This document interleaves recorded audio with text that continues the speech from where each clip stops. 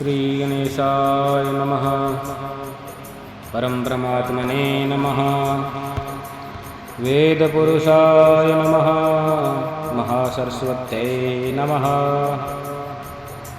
वन्दे देवयुमापतिं सुरगुरुं वन्दे जगत्कारणं वन्दे वनगभूषणं मृगधरं वन्दे पशूनां पतिं वन्दे सूर्यसकाशवह्निनयनं वन्दे मुकुन्दं प्रिया वन्दे भक्तजनाश्रयं च वरदं वन्दे शिवशङ्करम्। अथ द्वितीयोऽध्याय। शिवपुराण के स्मरण से देवराज को शिवलोक की प्राप्ति। नमः शिवाय ओम नमः शिवाय हरे हरे भोले नमः शिवाय नमः शिवाय ओम नमः शिवाय हरे हरे भोले नमः शिवाय। शौनकोवाच सुत सुत महाभाग धन्य सत्वं परमार्थविता अवधूतेयं कथा दिव्या श्रवाता कृपया हि न। शौनक जी बोले, हे महाभाग सूत जी, आप धन्य हैं, परमार्थ तत्व के ज्ञाता हैं। आपने कृपा करके हम लोगों को यह बड़ी अद्भुत एवं दिव्य कथा सुनाई है। हमने यह पाप नाशिनी, मन को पवित्र करने वाली और भगवान शिव को प्रसन्न करने वाली अद्भुत कथा सुनी। भूतल पर इस कथा के समान कल्याण का सर्वश्रेष्ठ साधन दूसरा कोई नहीं है। यह बात हमने आज आपकी कृपा से निश्चय पूर्वक समझ ली। हे सूत जी, कलयुग में इस कथा के द्वारा कौन कौन से पापी शुद्ध होते हैं, उन्हें कृपा पूर्वक बताएं और इस जगत को कृतार्थ कीजिए।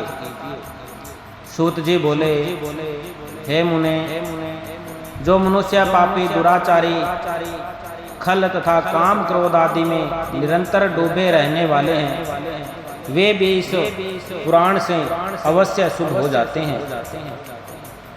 यह कथा वास्तव में उत्तम ज्ञान यज्ञ है, जो सदा सांसारिक भोग और मोक्ष को देने वाला है, सभी पापों को नष्ट करने वाला है और भगवान शिव को प्रसन्न करने वाला है। जो अत्यंत लालची, सत्यविहीन, अपने माता पिता से द्वेष करने वाले, पाखंडी तथा हिंसक वृत्ति के हैं, वे भी इस ज्ञान यज्ञ से शुद्ध हो जाते हैं। अपने वर्णाश्रम धर्म का पालन न करने वाले और ईर्ष्याग्रस्त लोग भी कलयुग में इस ज्ञान यज्ञ के द्वारा पवित्र हो जाते हैं। जो लोग छल कपट करने वाले, क्रूर स्वभाव वाले और अत्यंत निर्दयी हैं, कलयुग में वे भी इस ज्ञान यज्ञ से शुद्ध हो जाते हैं। ब्राह्मण के धर्म से पलने वाले तथा निरंतर व्यभिचार परायण जो लोग हैं, वे भी इस ज्ञान यज्ञ से इस कली काल में पवित्र हो जाते हैं। जो मनुष्य सदा पाप कर्मों में लिप्त रहते हैं, सठ हैं और अत्यंत दूषित विचार वाले हैं, वे कलयुग में भी इस ज्ञान यज्ञ से निर्मल हो जाते हैं। सदा पाप रताये चाहिए सठास दुराशया ज्ञान यज्ञेन तयेनेन सम्पूर्णन्ति कलावपि। दुष्चरित्र, दुर्बुद्धि, उदग्न चित्त वाले और देवताओं के द्रव्य का उपभोग करने वाले पापी जन भी कली काल में इस ज्ञान यज्ञ से पवित्र हो जाते हैं। इस पुराण के श्रवण का पुण्य बड़े बड़े पापों को नष्ट कर देता है, सांसारिक भोग तथा मोक्ष प्रदान करता है और भगवान शंकर को प्रसन्न करता है। इस संबंध में मुनिगण इस प्राचीन इतिहास का उदाहरण दिया करते हैं, जिसके स्मरण मात्र से पापों का पूर्णतया नाश हो जाता है। पहले की बात है, किरात नगरों में एक ब्राह्मण रहता था, जो अज्ञानी, दरिद्र, रस बेचने वाला तथा वैदिक धर्म से विमुख था। वह स्नान, संध्या आदि कर्मों से न भ्रष्ट हो गया था और वेश्यावृत्ति में तत्पर रहता था। उसका नाम था देवराज। वह अपने ऊपर विश्वास करने वाले लोगों को ठगा करता था। उसने ब्राह्मणों, क्षत्रियों, वैश्यों, शूद्रों तथा दूसरों को भी अनेक बहानों से मारकर उनका धन हड़प लिया था। बाद में उसने अधमर्त बहुत सारा धन अर्जित कर लिया, परंतु उस पापी का थोड़ा सा भी धन कभी धर्म के कर्मों में नहीं लगा। एक दिन वह ब्राह्मण एक तालाब पर नहाने गया। वहाँ शोभावती नाम की एक वेश्या को देखकर वह अत्यंत मोहित हो गया। वह सुंदरी भी उस धनी ब्राह्मण को अपने वशीभूत हुआ जानकर प्रसन्न हुई। आपस में वार्तालाप से उनमें प्रीति उत्पन्न हो गई। उस ब्राह्मण ने उस वेश्या को अपनी पत्नी बनाना तथा उस वेश्या ने उसे पति बनाना स्वीकार कर लिया।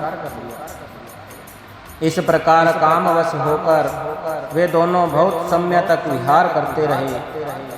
बैठने, सोने, खाने, पीने तथा क्रीड़ा में वे दोनों निरंतर पति पत्नी की तरह व्यवहार करने लगे।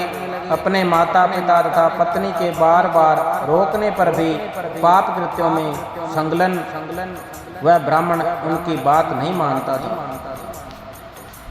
एक दिन रात्रि में उस दुष्ट ने वेश्यावश अपने सोए हुए माता पिता और पत्नी को मार डाला और उनका सारा धन हर लिया।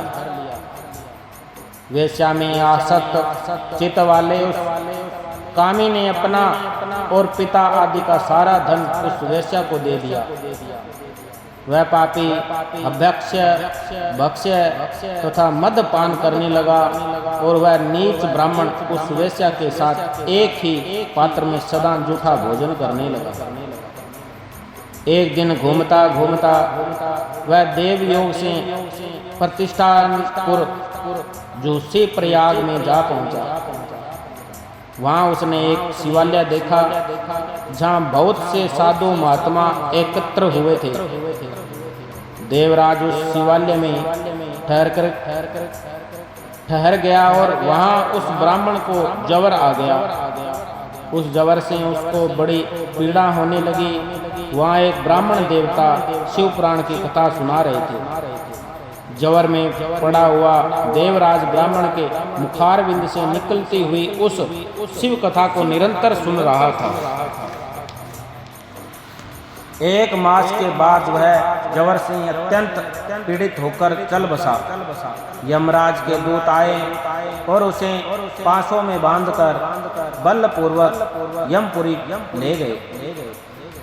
इतने में ही शिवलोक से भगवान शिव के पार्षद गण आ गए। उनके गौर अंग कपूर के समान उज्जवल थे, हाथ त्रिशूल थे, सुशोभित हो रहे थे।